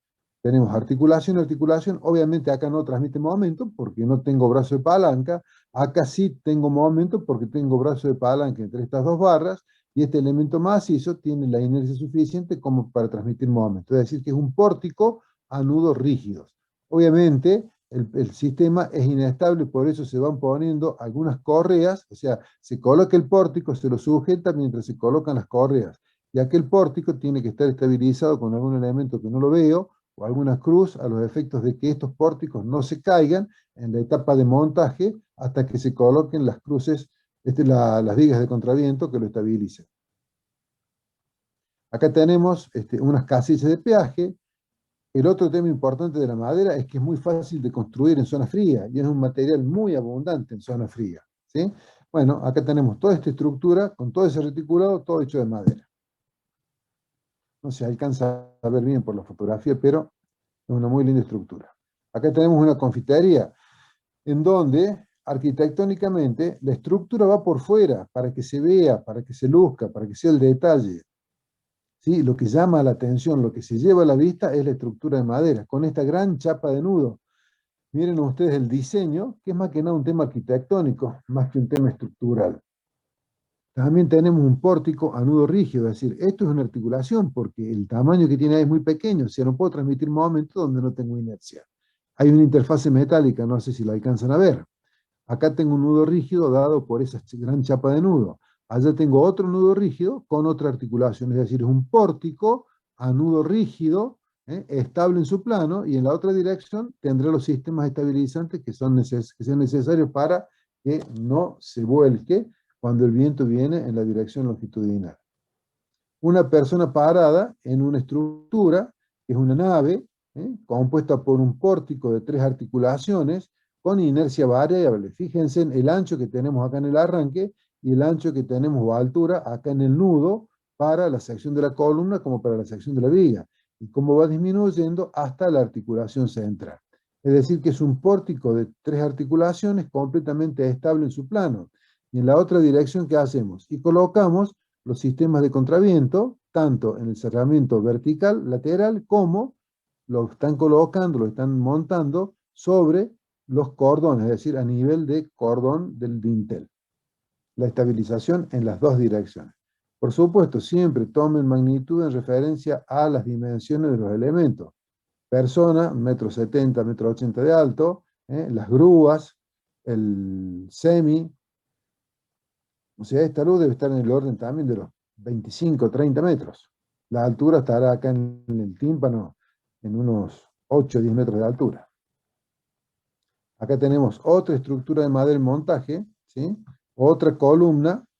Fíjense, esta columna, acá el sistema estabilizante ya es más difícil de analizarlo. ¿Por qué? Porque veo esas columnas que son bastante esbeltas, ¿sí? Este nudo es rígido. La inercia de la viga es variable y la inercia de esta columna también es variable. Se pierde el curso. Esta inercia es variable. Y aquí tenemos el sistema, no sé si alcanzan a ver, las cruces de San Andrés están puestas también acá, son muy finitos esos tensores para estabilizar en el sentido longitudinal. Una escala humana de la persona que está trabajando en la articulación de la nave anterior, en la articulación del pórtico de 3 articulaciones. Acá la escala humana de las vinculaciones. Va perdiendo la calidad cuando voy pasando las fotografías de un lugar a otro, cómo se está haciendo la vinculación mediante interfaces de plegados de acero con bulones. Y esta es la última diapositiva, esto está en un parque, una estructura de madera que constituye una escultura, una obra de arte, o bien una obra de arte que es una escultura, no sé, una estructura que es una obra de arte o una obra de arte que es una estructura, como ustedes quieran, hecho en madera. Por supuesto, la referencia, la escala humana, una persona. Y esta estructura se va vinculando de una torre a la otra, a la otra, a la otra. O sea, hay 1, 2, 3, 4, 5, 6, son como 6 o 7 elementos, soportes, que vinculan todas estas placas que se van enhebrando entre sí con este tejido, generando esa obra de arte. En definitiva, jóvenes, la madera, a pesar de lo poco que nosotros la utilizamos, ¿sí?, tiene una gran cantidad de aplicaciones. Es perfectamente utilizable en muchísimas situaciones, ya sea por cuestiones estructurales, por cuestiones funcionales, por cuestiones estéticas y hasta por cuestiones económicas. No hay que tener miedo de utilizar la madera en las estructuras.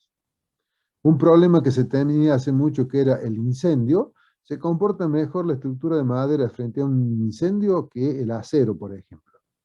¿Por qué? Porque la estructura de madera se carboniza superficialmente e internamente hasta que no llega la llama, la temperatura no se transmite porque tiene un coeficiente de transmisión térmica muy bajo. El acero, por el contrario, frente a un incendio, es muy susceptible porque rápidamente se transmite la temperatura y toma temperatura en forma homogénea y prácticamente agota su capacidad portante cuando esa temperatura supera los, no sé, 600, 700 grados, por decir algo, 800 grados. Entonces, aunque parezca mentira, podemos decir que es más susceptible el acero que la madera al problema del incendio. Hasta eso me atrevería a decirles. Bueno, valga esto como introducción a madera, la parte cualitativa. Dentro de 15 días entraremos en la parte cuantitativa de cómo se dimensionan, cuáles son los parámetros, las pautas a considerar para poder proyectar y construir todas estas tipologías constructivas.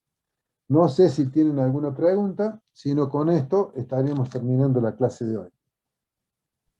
Profe, a mí me quedó, sí dijo que tiene mejor aislación térmica, pero si la cubierta es metálica, por más que la viga y las correas sean de madera, ¿eso mejora la aislación? A diferencia Sí, de a las ver, estructuras metálicas. sí, o sea, el hecho, a ver, vamos por partes. Si yo tengo una cubierta metálica y esa cubierta de chapas apoya directamente sobre correa de madera, bueno, no he conseguido mucha aislación. Yo lo que consigo de aislación es, ustedes se fijan, volvemos para acá, vamos a buscar cualquier natatorio. Acá tengo un natatorio. ¿Sí? Este natatorio, ¿qué es lo que tengo? Tengo la estructura de madera, ¿sí? Y tengo el cielo raso, todo este entablonado de madera. Este elemento es el que me da la aislación. ¿Sí? Esos 2 centímetros, pulgadas de peso que tiene todo este entablonado, más la cámara de aire, ¿sí? Más seguramente alguna aislación térmica que se le debe colocar y después la chapa arriba, tenemos una aislación tremenda, o sea, colabora tremendamente en la aislación térmica la madera. Y no sé si ustedes se han percatado, pero cuando los cubiertos son metálicos, son de hormigón, acústicamente esto es terrible. Mientras que cuando tenemos madera, cambia completamente porque el sonido la madera lo absorbe y no lo rebota tan rápidamente, tan directamente como lo hace una estructura dura de hormigón o acero. O sea, acá también, si ustedes se fijan, todos los elementos, o en la gran mayoría de estos elementos, de estas estructuras de madera, sobre las correas tenemos entablonado de madera, un machimbrado por decirlo. En este caso, acá no sé si esto es madera, tipo melamina, una cosa así, o si bien es una aislación térmica directamente. Acá pasa otro tanto, es decir, la aislación térmica va a estar sí o sí, porque la madera por sí sola, con esos 2 centímetros, no es suficiente, pero colabora tremendamente, es tremendamente aislante. Por encima de toda esta estructura de madera tengo que tener la parte impermeable, que es la chapa, el cerramiento de la cubierta, ¿correcto?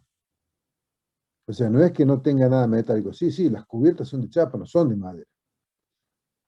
Y no van a ser de teja ni de ningún material similar por el peso que tienen. Entonces yo necesito algo liviano por el diseño de la estructura y que sea perfectamente estanco. Chapa metálica. ¿Cuál es la contra que tiene? Una tremenda transmisión térmica. Entonces, a esa a esta transmitancia térmica tan elevada, ¿qué tengo que hacer? A continuación, poner las barreras. La madera colabora, entonces, la madera que va a hacer que la aislación térmica que yo tenga que poner va a ser menor que si no estuviera la madera. ¿Qué otra pregunta? O sea, fíjense, todos tienen madera, ¿sí? Insisto, aislación térmica, aislación acústica. Y estéticamente muy agradable.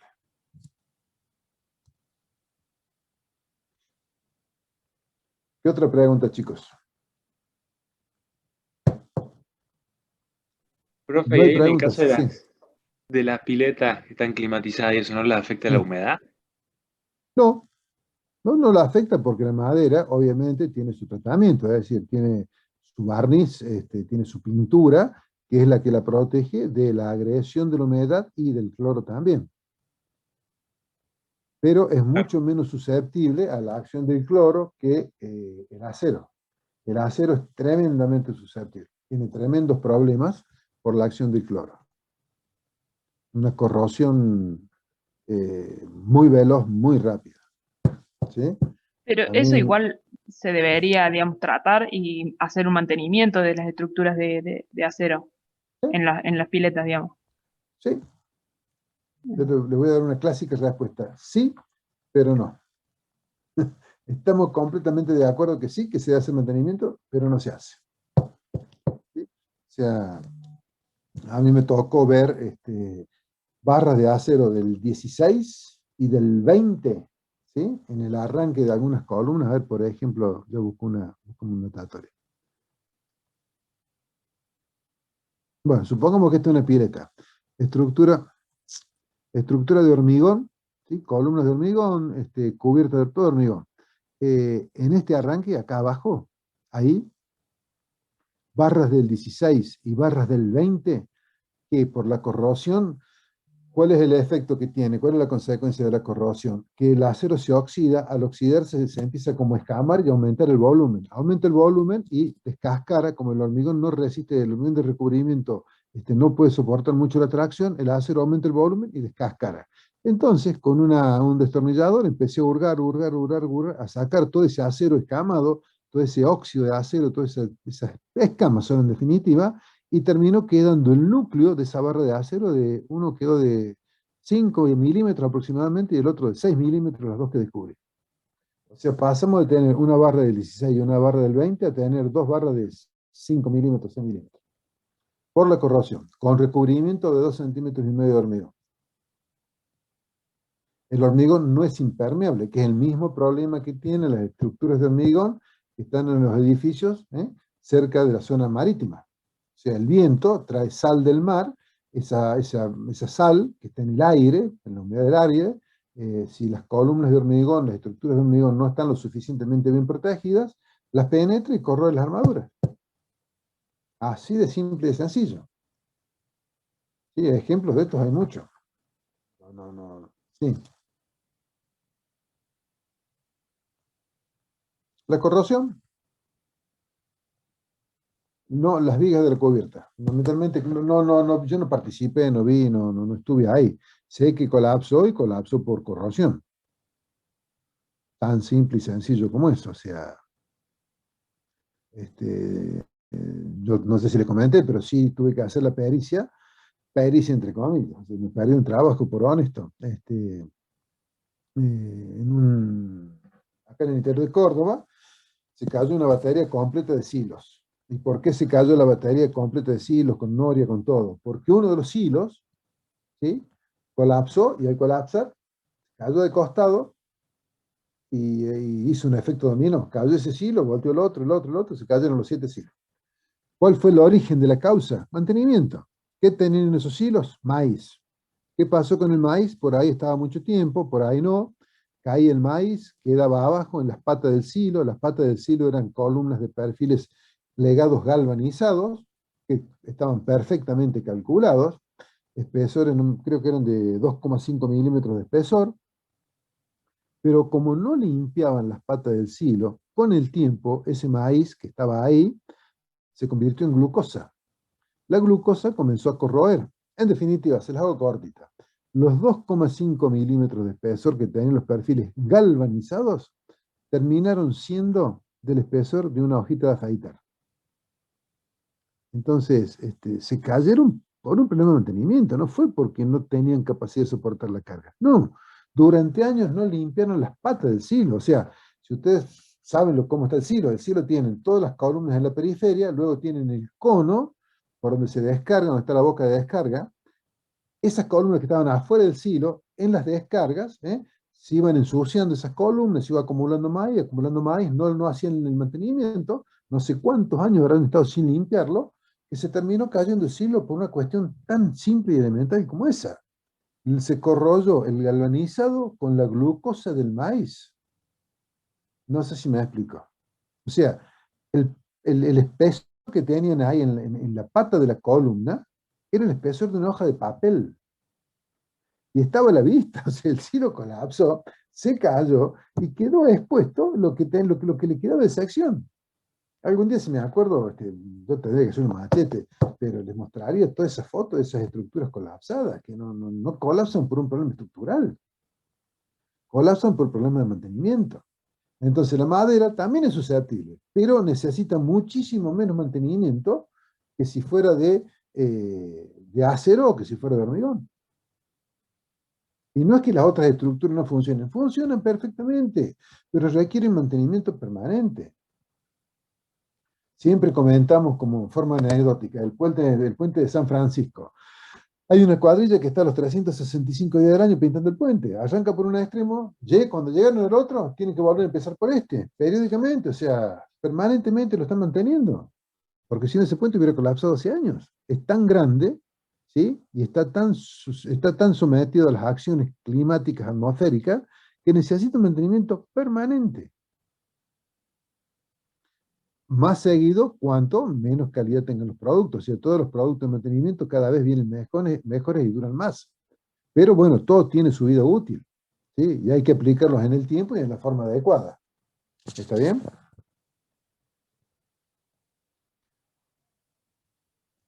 ¿Qué otra pregunta tienen? Y es tremendo por ahí. A ver, ¿cómo funciona este país? Lamentablemente.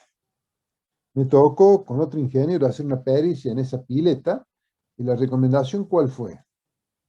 La recomendación fue: paren con esta pileta, verifiquen, porque yo pude acceder acá abajo, ahí a la columna, pero ¿qué pasa acá en el nudo? ¿Qué pasa acá en la viga? Más que nada en la viga. No tenía acceso a la viga porque esto era toda agua, pero tienen que hacer un control. Esa viga es un peligro que no se haga un control. O sea, porque demasiado noble es el hormigón, entre comillas, ¿sí?, que a pesar de la corrosión que tiene, todavía está en pie. Pero nosotros hicimos un informe lapidario en cuanto a los temas de control y mantenimiento que tenían que hacer. Hace unos cuantos años atrás, no sé si al comienzo, por un par de años no lo hicieron. No sé si después lo habrán hecho. Sí, pero si no, eso tiene un riesgo de colapso tremendo. Profe, en el caso que dijo de las columnas de hormigón y con la humedad del aire Sí. en las zonas de mar, ¿eso Sí. qué se le pone a las columnas? ¿Como una especie de laca? ¿Algo así que lo proteja? Claro, punto número uno, ahí se tiene que hacer con hormigones especiales, que de hecho así se construyen en lugares serios, donde la dosificación del hormigón busca de dar la mayor impermeabilidad posible. No, el hormigón no es impermeable, es perfectamente permeable, ¿sí? Y para este tipo de diseño se busca de dar mayor impermeabilidad. Eso se consigue con la dosificación en cuanto a granulometría y cantidad de cemento. Luego, a posteriori, ¿qué se requiere? Y requiere un mantenimiento permanente. ¿Y con qué se pinta? Y se le dan pinturas, en este momento me imagino que serán pinturas resinas, pinturas tipo epoxi, que son las que más duran, y si no, pinturas normales, pero que requerirán mantenimiento más permanente, que es lo único que salva y que hace que esos elementos no sean afectados por las sales. Es así de simple y de sencillo, es decir, hay que mantenerlos. Periódicamente hay que pintarlo, lijar y pintar, lijar y pintar. Es decir, por eso ustedes verán que los edificios que están cerca del mar, no frente al mar, cerca del mar, todas las carpinterías son de aluminio, no existen aberturas de chapa, porque no dura. O sea, en las estructuras de acero hay muchos lugares donde es prácticamente inaccesible llegar con elementos para pintar. Entonces no se puede hacer mantenimiento. Lamentablemente no se puede hacer mantenimiento. Podemos hacer mantenimiento en ciertos sectores, pero hay algunos que son inaccesibles. Me tocó en una obra intervenir para hacer una ampliación de una estructura metálica, y cuando sacamos el cielo raso, ¿con qué nos encontramos? Que las vigas principales estaban hechas con perfiles, los cordones con perfiles U, que es muy común utilizar perfiles U de chapa plegada. Perfiles U de chapa de 2, 2,5, 3,2 milímetros de espesor, perfiles U que tienen 20 centímetros de alma por 5, 8 centímetros de ala. Esos perfiles son los cordones y luego se los vincula generando el emparrillado. ¿Cuál es el problema que tiene el perfil U del cordón inferior? Que ponen la U hacia arriba, digamos, ponen el alma abajo y las alas hacia arriba. Estaban entre dos paquetes, la cubierta y el cielo raso, un sándwich. Pero así todo, a esos perfiles, ahí en ese paquete, entraba algo de polvillo. Y entraba humedad. Pero eso se pintó una vez cuando se montó y nunca más se pudo mantener porque estaba cerrado ahí. Se las hago cortita. Se podía ver, pasaba la luz a través del perfil U. O sea, entre ala y alma del perfil pasaba la luz. Del nivel de corrosión que tenía. Estaba perforado el perfil U. En muchos lugares. Obviamente, tuvimos que reforzar toda la estructura y digan que justo se hizo esa modificación, se hizo esa ampliación, porque si no esa estructura se hubiera caído. Más, yo no entiendo al día de hoy por qué no se cayó, por qué estaba en pie. O sea, si nosotros calculábamos el 3,2, el Q, sección rigidizada, no rigidizada, y de pronto veo una estructura donde desapareció la unión entre el ala y el alma, y fundamentalmente esa corrosión estaba acá en la zona de apoyo, en la zona más crítica, para transmitir el corte. Bueno, ahí estaba agotado, no existía prácticamente el perfil U del cordón inferior. Por suerte fue el cordón inferior y no el superior. El superior también tenía corrosión, no tanto como el cordón inferior. Por eso por ahí a mí me gusta decir, cuando esos perfiles U se van a utilizar en los cordones, el de abajo, pónganlo con la boca para abajo, no para arriba, para que no junte tanta tierra, tanta humedad, tanta basurita ambiental, que luego con la humedad ambiente termina en corrosión. ¿Sí? Porque son lugares prácticamente inaccesibles. Hay muchos lugares, hay muchos diseños que tienen como base que las estructuras no pueden ser abiertas. O sea, no pueden hacer estructuras reticuladas, por ejemplo. ¿Por qué? Por el problema del mantenimiento y la corrosión. Hay ambientes que son tremendamente agresivos. Entonces, en esos ambientes agresivos, ¿por qué se buscan estructuras metálicas cerradas? Perfiles cajón, como la vía carrilera del Puente Grúa de la Facultad, de allá de Ingeniería, secciones doble T, que son secciones, si bien son secciones cerradas en sí mismas, pero son secciones que tienen acceso en todo el perímetro para pintarlas. No una sección reticulada, cajón, donde hay lugares en los nudos que resultan prácticamente inaccesibles para pintarlo, para hacer mantenimiento. Y si los lugares tienen son ambientes un poco agresivos, tarde o temprano van a tener problemas. Entonces, eso pasa a ser muchas veces una condición de diseño. El diseño, las secciones cerradas. No se admiten secciones reticuladas o abiertas, por ejemplo. Es todo un tema la corrosión según el destino. ¿Qué otro tema, chicos? Hay mucho para hablar de esto, ¿eh? Bueno, si no hay más preguntas, jóvenes, ¿cuántos quedamos? 27. Nos veremos en 15 días. Veremos la primera parte de madera, después veremos la segunda parte de madera en un mes y ahí prácticamente ya estaremos completando la parte teórica de la materia. Si no hay comentarios, cortamos entonces. Contesten de a uno. Bueno, gente, nos vemos. Gracias por la Gracias, profe. atención. Chao, Chao, profe, nos vemos. vemos. Buenas noches. Chao, profe.